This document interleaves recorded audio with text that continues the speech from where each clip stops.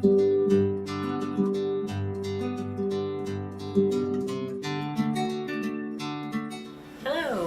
I'm Colleen Sgroi. Welcome to my art center and studio.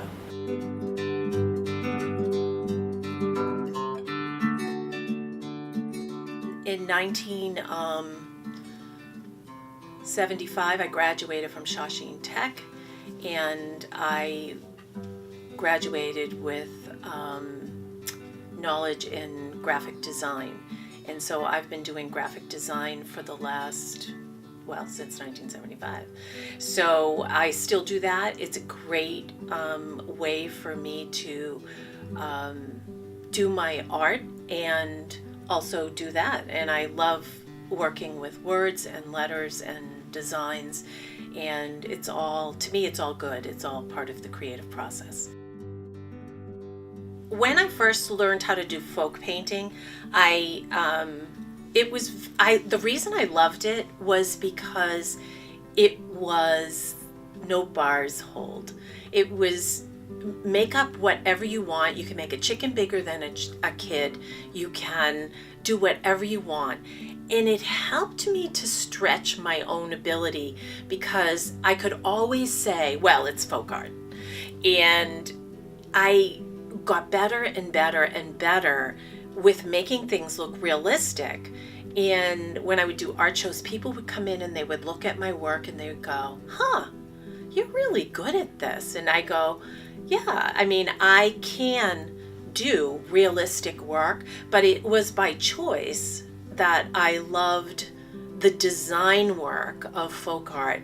And I would have to say for the last few years, I've changed it from being kind of the traditional old-fashioned folk art where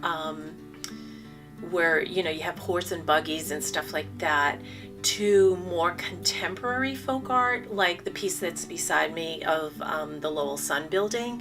And I've started to actually incorporate a lot of design work in my art. So I do funky trees and do fun things. And in the last few years, I've decided to kind of change not my style, but more make it a little more contemporary. And I've really been enjoying it and making more modern colors and picking subject matters like Boston and Lowell and places that are around me, and then adding a lot of design work to it. Or sometimes I just do it and I make up designs. I'm on a project right now where I'm doing the whole alphabet from A to Z. And so when we were here, I started getting involved, and I got a grant from the Arts Council to do a painting of Bill Ricca. And it got in the paper, and it was part of Yankee Doodle Weekend that we have here. And I did a limited edition print of 200 of our town center with the parade.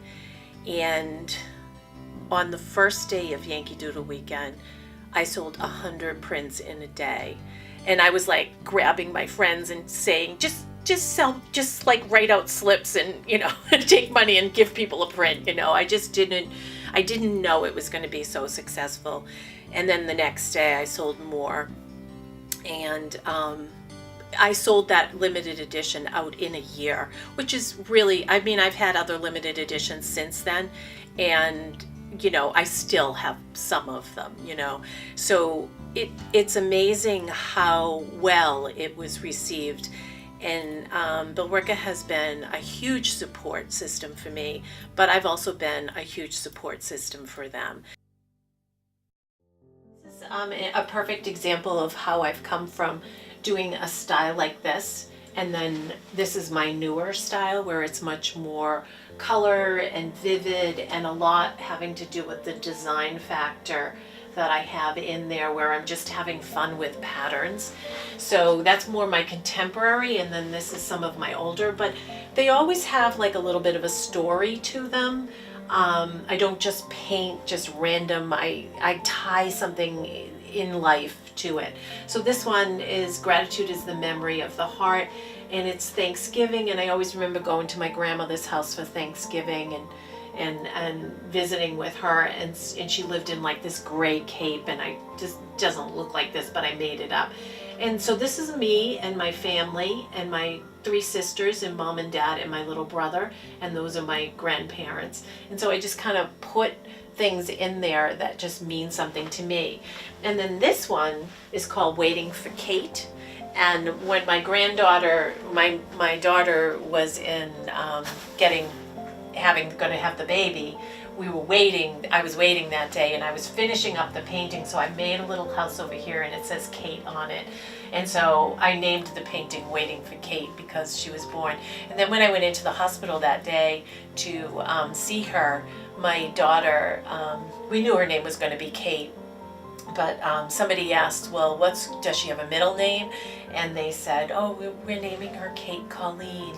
And I started crying. I'm like, oh my God, they named her after me.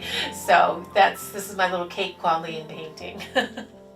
So the medium that I started with when I first started painting was oil enamel. The man that I took classes from, he was a sign painter, so he used oil enamels for sign painting, so he started painting that way.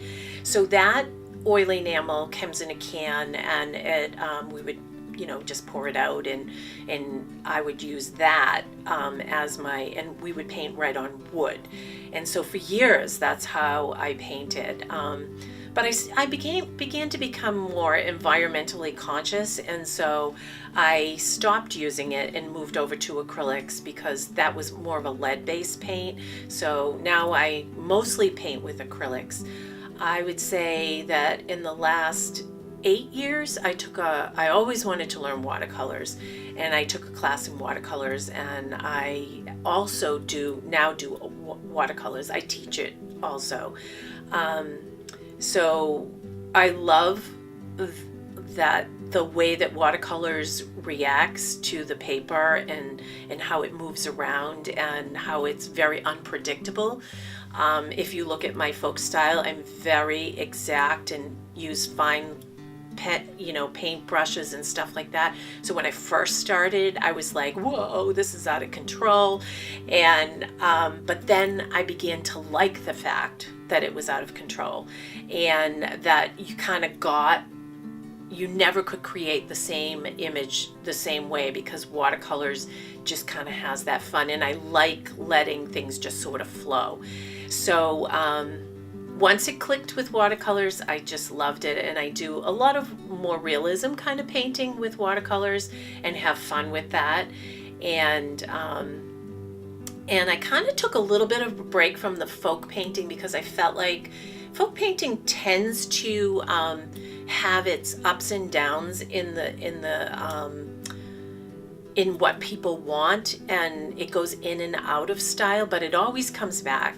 So when I have a company that gets my stuff on puzzles and calendars and cards and stuff like that.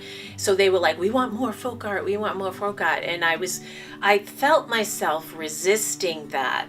And so I decided that I was going to make it a little bit more contemporary, and so I kind of upped my game a little bit and started changing how I do my folk art, and I really am excited about it again because it's very fun and folky but colorful and more design orientated and very contemporary. So I got involved in by one of my clients that called me. His name is Jeff Hyatt, and he is on the board of Veterans Counts. So he asked me if I would get involved and put out a call to artists in the Lowell, Billerica area to see if artists wanted to paint one of these eagles. So you get these eagles that are all made from fiberglass, and there's going to be 45 eagles, and each artist designed their own design for them. So I designed mine. I put mine into that. They had it online, and then businesses come in and sponsor the artists. So artists receive a stipend for doing the eagle, which is paid by the sponsor, and then they get auctioned. I got a call while I was away on vacation, and Jeff had told me that the Red Sox had agreed to sign an eagle.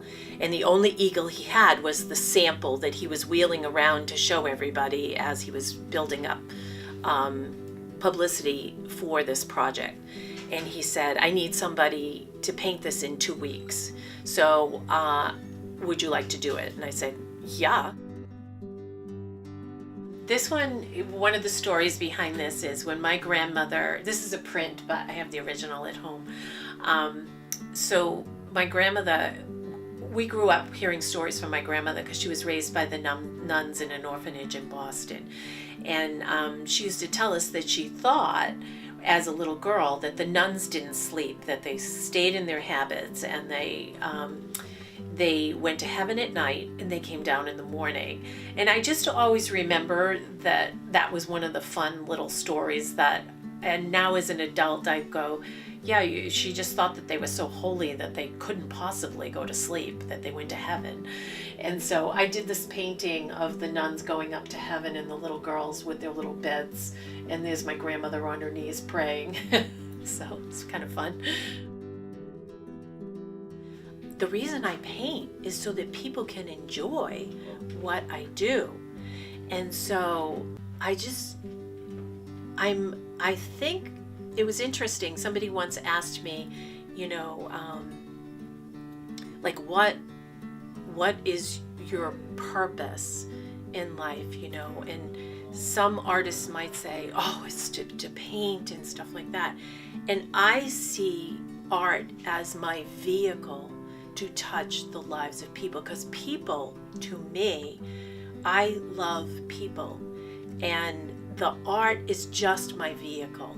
So whatever it is that you're doing, if love is and kindness and goodness is your aim, then what you're using to accomplish that is really what it's all about.